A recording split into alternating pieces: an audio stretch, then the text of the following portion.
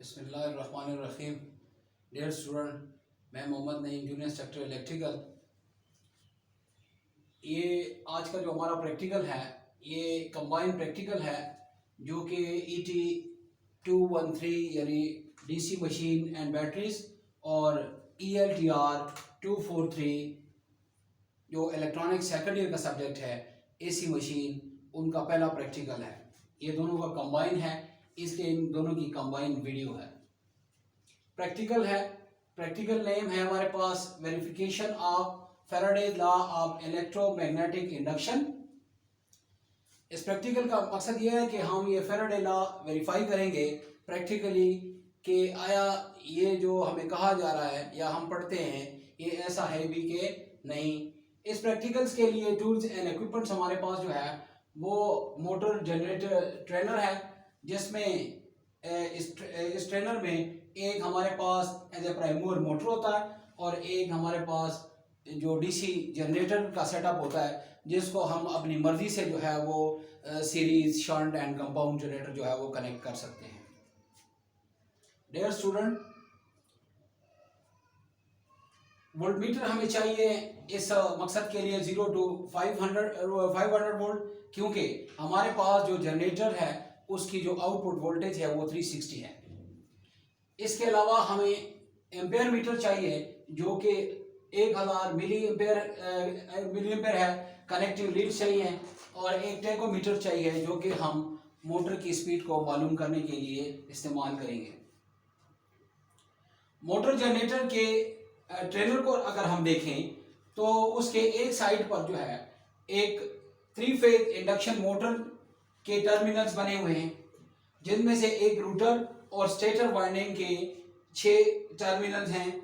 दूसरे साइड पर DC machine यानी DC मोटर के जो टर्मिनल्स हैं वो बने हुए हैं, जिसको हम अपनी मर्जी से जो है वो सेपरेटली एक्साइटेड शंट जनरेटर जोड़ेंगे, क्योंकि जब हम ये वेरीफाई करेंगे तो उसके लिए हमें सेपरेटली एक्साइटेड शंट जनरेटर की ज़रूरत होगी।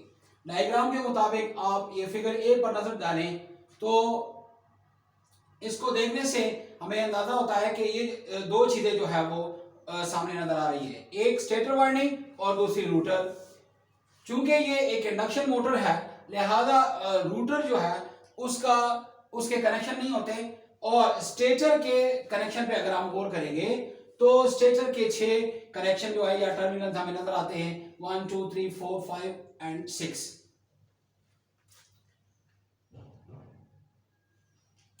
1 2 3 4 5 एंड 6। इसके ये इनपुट के तौर पर हम 135 को 3 फेज 380 वोल्ट देंगे क्योंकि 3 फेज की मोटर है, और दूसरे साइड के ये जो 246 है इसको हम शॉर्ट करेंगे। इस तरह ये जो 3 फेज की इंडक्शन मोटर है ये हमारे पास स्टार में जुड़ जाएगी और ये हम चलाएंगे एज ए प्राइम मूवर जो कि हमारे जनरेटर को चलाएगी। फिगर B पे अगर आप नजर दौड़ाएं तो फिगर B में जो जनरेटर के टर्मिनल्स हैं उसमें जो फील्ड वाइंडिंग है हम इस्तेमाल करेंगे शंट फील्ड और आर्मेचर। इसको हम जोड़ेंगे सेपरेटली एक्साइटेड, यानी हम फील्ड वाइंडिंग जो हमारे पास शंट की है उसको हम वेरिएबल DC वोल्टेज देंगे जो कि 0 से 220 होंगे।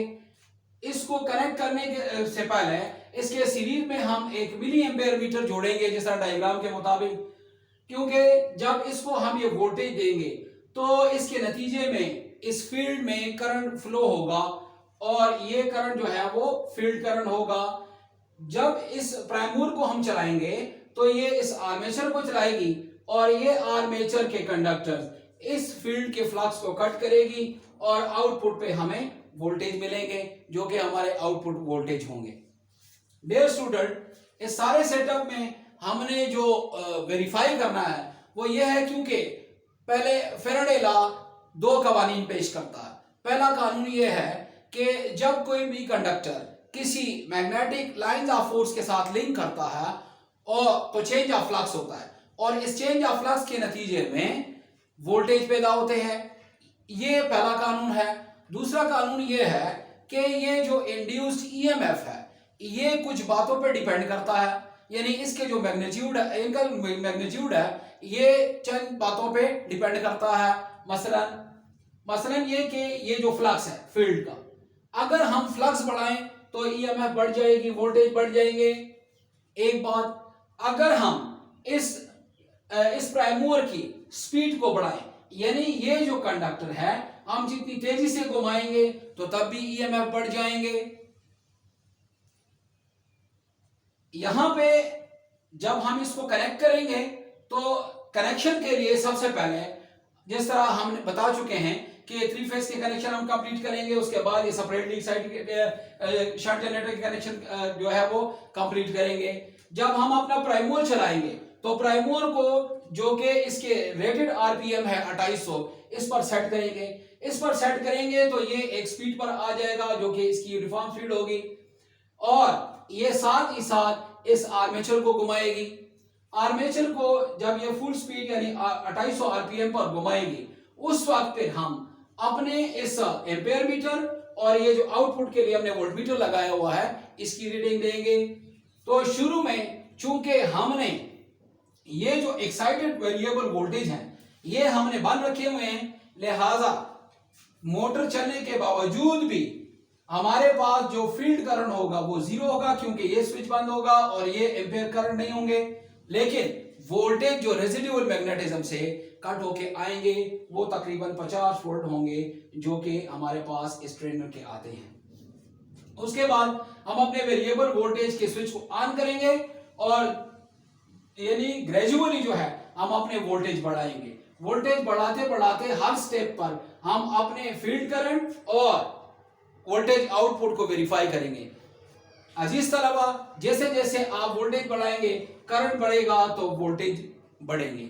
अगर हम इस तरह हमारा पहला जो है वो वेरीफाई हो जाता है। इस तरह अगर हम इसको कांस्टेंट रखें और मोटर की स्पीड यानी इसके आउटपुट वोल्टेज को कम ज्यादा करके इसके आरपीएम को कम ज्यादा कर दें तो इस तरह भी हमारे पास आउटपुट वोल्टेज जो है वो कम ज्यादा होंगे। इसका मतलब यह है कि फैराडे लॉ ऑफ इलेक्ट्रोमैग्नेटिक जो है वो इस तरह वेरीफाई हो जाता है। जो डेटा हम रिकॉर्ड करेंगे वो हमारे ऑब्जर्वेशन टेबल में हम रिकॉर्ड करेंगे इंशाल्लाह, और उसके बाद हम इस ग्राफ की मदद से ग्राफिकल भी शो करेंगे कि जिस तरह फैराडे के कवानीन के मुताबिक कहा जाता है कि whenever a conductor linked with the lines of force the EMF will be induced, तो ये वेरीफाई होगा। उसके बाद कि वो कहता है कि ये जो इंड्यूस ईएमएफ है ये डिपेंड करता है फ्लक्स पर, कंडक्टर के घुमाने की रफ्तार पर, और तो ये भी वेरीफाई हो जाएगा। डियर स्टूडेंट, उम्मीद है आप इस वीडियो से मुस्तफीद होंगे और आपको ये पसंद आई होगी। अल्लाह हाफिज़।